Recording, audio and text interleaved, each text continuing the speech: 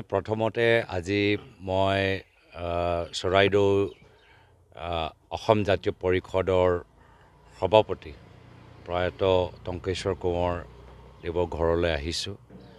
তেওঁ যোৱাকালি এটা পথ দুৰ্ঘটনাত তেওঁ মৃত্যুবৰণ কৰিল আৰু সেইকাৰণে আজি তেখেতৰ পৰিয়ালবৰ্গৰ খবৰ ল'বলৈ আহিছোঁ আৰু মোৰ ফালৰ পৰা মই শ্ৰদ্ধা নিবেদন কৰিছোঁ, শ্ৰদ্ধাঞ্জলি জ্ঞাপন কৰিছোঁ।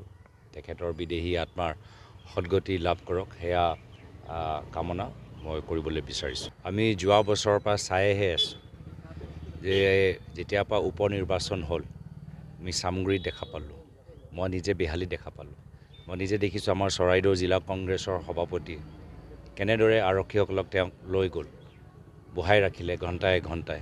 আমি নিজে সেই সময়ৰ পৰাই দেখি আছোঁ আৰু সেইকাৰণে তেতিয়াৰ পৰাই মোৰ চিন্তা যে এয়া হ'ল হিমন্ত বিশ্ব শৰ্মা ডাঙৰীয়াৰ বিজেপি দলৰ নতুন তেওঁলোকৰ ৰণকৌশল যে পুলিচ বাহিনী লৈ মানুহৰ মাজত আতংক সৃষ্টি কৰা, মানুহৰ মাজত ভয় সৃষ্টি কৰা। পঞ্চায়ত নিৰ্বাচন ইয়াৰ পূৰ্বেও হৈছে, কেইবাবাৰো হৈছে, আমাৰ আগতেও হৈছে, 2018 চনতো হৈছিলে, তেতিয়াতো আমাৰ চৰকাৰ নাছিল। তথাপিও সেই সময়ত আমি দেখা নাই, 2018 চনৰ আগত তাত 2012-13 চনতো হৈছিলে, তেতিয়াও আমি এনেকুৱা পৰিস্থিতি আমি দেখা পোৱা নাছিলোঁ। এইবাৰে আমি হিমন্ত বিশ্ব শৰ্মা ডাঙৰীয়া অসমৰ মুখ্যমন্ত্ৰী হৈ থকা সময়ত আৰক্ষীসকলৰ এনেদৰে ভূমিকা গ্ৰহণ পাইছোঁ আৰু হ'বই।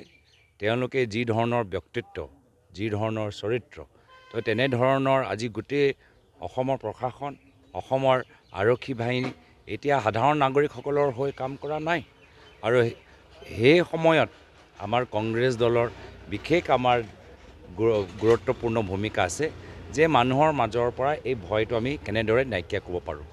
আৰু সেইকাৰণে যোৱা পহিলা বহাগত আমি সকলোৱে এটা সংকল্প লৈছোঁ যে হিমন্ত বিশ্ব শৰ্মা ডাঙৰীয়াৰ অসমৰ ভিতৰত সৃষ্টি কৰা এই ভয় আমি এই বছৰ আমি নাইকিয়া কৰিম আৰু ভয়ৰ পিঞ্জৰা যে তেওঁলোকে সৃষ্টি কৰিছে এই ভয়ৰ পিঞ্জৰাত আমি ভাঙিবলৈ ওলাই যাম। প্ৰথমতে আজি মই চৰাইদেউ অসম জাতীয় পৰিষদৰ সভাপতি প্ৰয়াত টংকেশ্বৰ কোঁৱৰ দেৱৰ ঘৰলৈ আহিছোঁ। তেওঁ যোৱাকালি এটা পথ দুৰ্ঘটনাত তেওঁ মৃত্যুবৰণ কৰিল আৰু সেইকাৰণে আজি তেখেতৰ পৰিয়ালবৰ্গৰ খবৰ ল'বলৈ আহিছোঁ আৰু মোৰ ফালৰ পৰা মই শ্ৰদ্ধা নিবেদন কৰিছোঁ, শ্ৰদ্ধাঞ্জলি জ্ঞাপন কৰিছোঁ।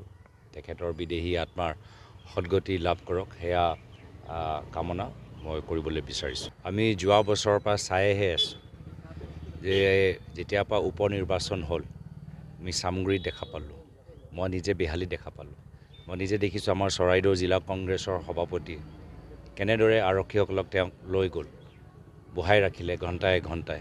আমি নিজে সেই সময়ৰ পৰাই দেখি আছোঁ আৰু সেইকাৰণে তেতিয়াৰ পৰাই মোৰ চিন্তা যে এয়া হ'ল হিমন্ত বিশ্ব শৰ্মা ডাঙৰীয়াৰ বিজেপি দলৰ নতুন তেওঁলোকৰ ৰণকৌশল যে পুলিচ বাহিনী লৈ মানুহৰ মাজত আতংক সৃষ্টি কৰা, মানুহৰ মাজত ভয় সৃষ্টি কৰা। পঞ্চায়ত নিৰ্বাচন ইয়াৰ পূৰ্বেও হৈছে, কেইবাবাৰো হৈছে, আমাৰ আগতেও হৈছে, 2018 চনতো হৈছিলে, তেতিয়াতো আমাৰ চৰকাৰ নাছিল। তথাপিও সেই সময়ত আমি দেখা নাই, 2018 চনৰ আগত তাত 2012-13 চনতো হৈছিলে, তেতিয়াও আমি এনেকুৱা পৰিস্থিতি আমি দেখা পোৱা নাছিলোঁ। এইবাৰে আমি হিমন্ত বিশ্ব শৰ্মা ডাঙৰীয়া অসমৰ মুখ্যমন্ত্ৰী হৈ থকা সময়ত আৰক্ষীসকলৰ এনেদৰে ভূমিকা গ্ৰহণ পাইছোঁ আৰু হ'বই।